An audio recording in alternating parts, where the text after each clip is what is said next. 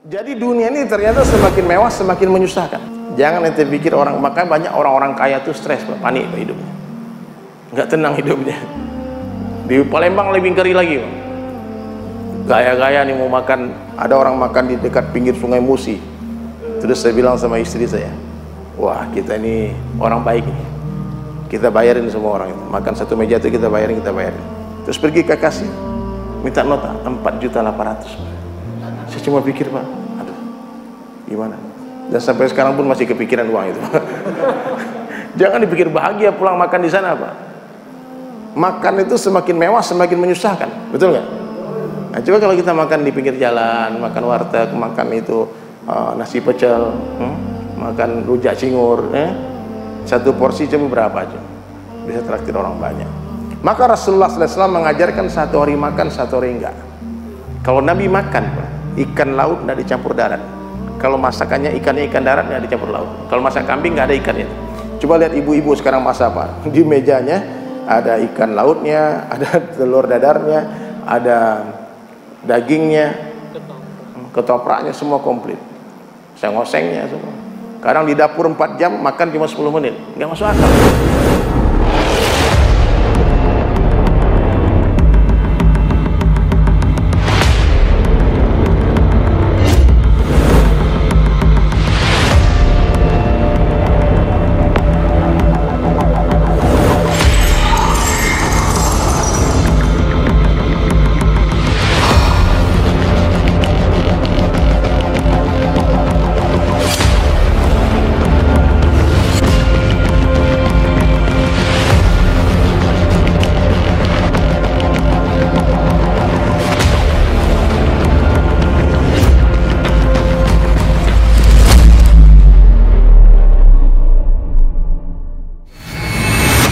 Mestinya agama yang mengatur dunia, karena iman kita lemah, kita yang diatur dunia.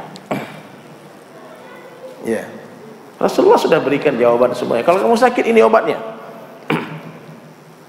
Kalau terjadi wabah, begini obatnya, begini solusinya.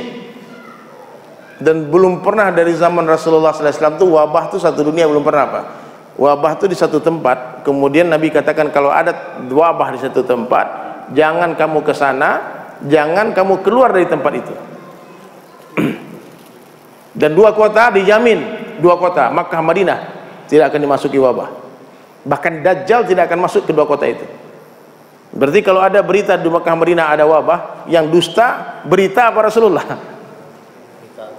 Berita dusta. Tapi mau diapain? Iman kita lemah, kita tunduk kepada orang-orang kafir. Kenapa? Karena kita hidup kita nggak ikut sunnah. Kita berhutang kepada mereka, terhina. Hutang tuh kalian tahu nggak? Hutang tuh kegelisahan di malam hari, kehinaan di siang hari.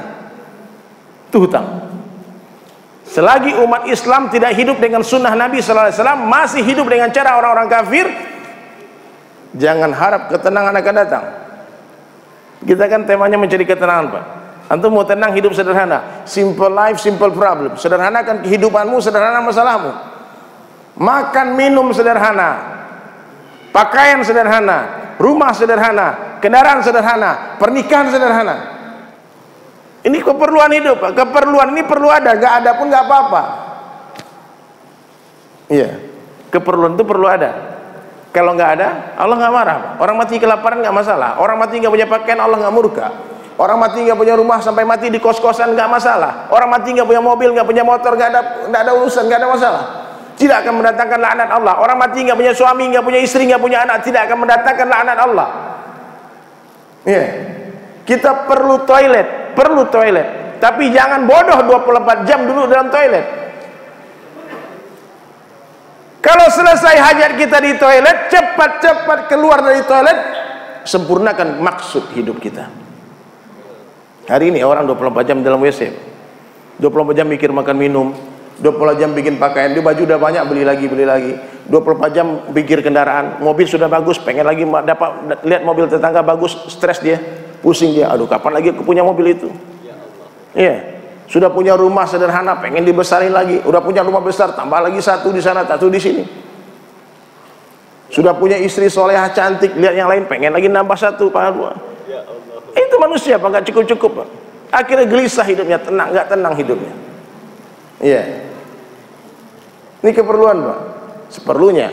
Kalau antum perlu mobil 2, belilah 2. Seperlunya. Perlu mobil 3, beli 3. Iya Pak Fadlah ya. Ada orang perlu rumah 2, silakan rumah 2. Seperlunya. Begitu juga dengan istri, seperlunya. Ya. Perlu satu-satu, kalau perlu 2-2 boleh. Dalam Islam itu boleh ibu-ibu ya. Orang Islam ini diatur dalam agama di Al-Quran, boleh punya istri lebih dari 1. Tapi nggak boleh banyak-banyak, bolehnya 4 aja. Ya, boleh. Nggak boleh menentang ini. Kalau menentang ini murtad. Siapa yang menentang ayat ini murtad. Tapi seperlunya. Kalau kita perlunya 1 piring, jangan makan 2 piring, nanti muntah. Paham?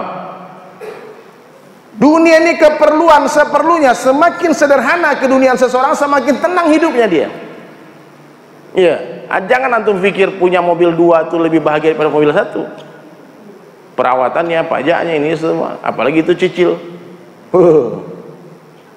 Coba kita main logika aja, kita pikir-pikiran aja, kita bagi fikir saja. Coba pikirkan bagaimana bodohnya orang yang menumpuk-numpuk dunia, bagaimana bodohnya, rusaknya akal orang yang mencari kemewahan di dunia. Rusak akalnya. Makan minum sederhana.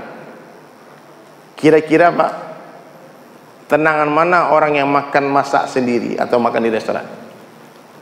Antum makan rumah masakan istri dengan masakan restoran, mana yang lebih nikmat?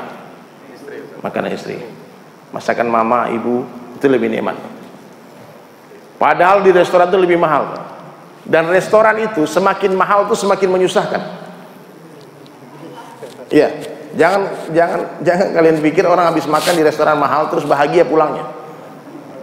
Saya pernah ngalamin Pak, ini pengalaman berkali-kali. Saya janjian sama teman saya di satu hotel bintang 5, janjian di Jakarta nih. Kemudian teman saya cerita, bro, macet, telat datangnya. Wah, kira-kira nggak tahu bisa 2 jam ini kata. Jakarta itu kadang-kadang jarak setengah jam bisa jadi 2 jam Pak, karena macet. Terus kita udah di hotel itu, di restoran, saya bawa 6 orang teman saya, ustadz dari Ambon. Terus saya bilang, Ustadz, lapar kan? Bisa aja kita keluar Pak. Sebetulnya kalau keluar Pak, 6 orang paling 200.000 lah makan Pak. Saya bilang, iya makan di restoran sini aja lah. Dia pesan sop buntut, dipesan nasi goreng, pesan jus alpukat, teh Pak. Udah, saya bilang, oh kita yang traktir kan, tamu-tamu kita. Mana notanya? Antum tahu bayar berapa? 1.800.000 Pak. Dan sampai sekarang saya masih kepikiran tuh Pak. Itu 1.800.000 Pak, kurang ajar. Itu kita pesan teh di hotel bintang 5, di restoran mewah. Jangan kalian berhayal berpikir itu teh dibuatkan. Sama waitressnya dikasih air putih panas, air hangat, ya air panas, dikasih gula, dikasih teh gelas kosong sama sendok, ya suruh buat sendiri Pak. Dan itu 100.000 bayarnya. Coba kalau makan di warteg, makan di pinggir jalan Pak, 5.000 itu dibuatkan terus kalau perlu sama mbok yang jual tuh dipegang Pak, disuapin Pak, mau minum. Gak apa-apa, boleh ada jasa servis tambahan. Saya bilang, Mbak, saya malas ngangkat gelas. Oh, saya angkatkan Mas, bisa 5.000 bayar. Ya paham ya. Jadi dunia ini ternyata semakin mewah semakin menyusahkan. Jangan ente pikir orang, makanya banyak orang-orang kaya itu stres Pak, panik Pak hidupnya, nggak tenang hidupnya. Di Palembang lebih ngeri lagi Pak. Gaya-gaya nih mau makan, ada orang makan di dekat pinggir Sungai Musi. Terus saya bilang sama istri saya, wah kita ini orang baik nih, kita bayarin semua orang itu. Makan satu meja itu kita bayarin. Terus pergi ke kasir, minta nota 4.800.000. Saya cuma pikir Pak, aduh gimana. Dan sampai sekarang pun masih kepikiran uang itu. Jangan dipikir bahagia pulang makan di sana Pak. Makan itu semakin mewah semakin menyusahkan, betul nggak? Nah, coba kalau kita makan di pinggir jalan, makan warteg, makan itu nasi pecel, makan rujak cingur, satu porsi cuma berapa aja, bisa traktir orang banyak. Maka Rasulullah SAW mengajarkan 1 hari makan, 1 hari enggak. Kalau Nabi makan Pak, ikan laut nggak dicampur darat. Kalau masakannya ikannya ikan darat nggak dicampur laut. Kalau masak kambing nggak ada ikannya. Coba lihat ibu-ibu sekarang masak Pak, di mejanya ada ikan lautnya, ada telur dadarnya, ada dagingnya, ketopraknya, semua komplit, seng-osengnya semua.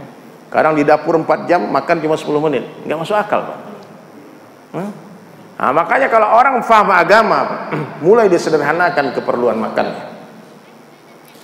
Pakaian juga begitu. Sekaya-kayanya orang, Pak, bajunya satu, sarung satu, celana satu, kan? Betul nggak? Nggak ada orang kaya tuh, Pak, yang tiap jam ganti warna. Jam 7 pakai baju warna merah, jam 8 ke warna hijau, jam 9, karena kaya kan, orang kaya. Nah, kok ganti-ganti terus warna, Bu? Baju saya banyak, orang kaya. Ataupun 10 lapis langsung, kamu lihat nih, ini yang di sini nih, Singapura nih. Yang di sini beli di Jakarta, di Tanah Abang nih. Nggak ada. Buat apa baju yang banyak itu? Nabi tahu nggak punya baju berapa? 3 lembar. Kalau datang baju baru, yang lama kasih sahabat. Kalau mau tenang hidup, Pak, sederhanakan pakaian. Pakaian saya alhamdulillah sederhana, jahit sendiri, Pak. Dulu kalau nggak bermerek itu gatal, Pak. Harus branded. Nah, harus branded. Sekarang nggak peduli lagi. Ya. Gayanya gini-gini aja. Orang kalau nggak ikut sunnah, Pak, hidupnya capek, Pak. Baru mulai beli baju satu baju, tahu-tahu keluar desain baru, yang lama udah kuno, malu makainya. Betul nggak? Kemudian hadirin mulia, makan sederhana, pakaian sederhana, rumah. Berapa banyak bapak-bapak ini bikinkan rumah istrinya besar, akhirnya istri sibuk membersihkan rumah, nggak ada waktu membersihkan hati. Bahkan maaf, tidak ada waktu membersihkan diri.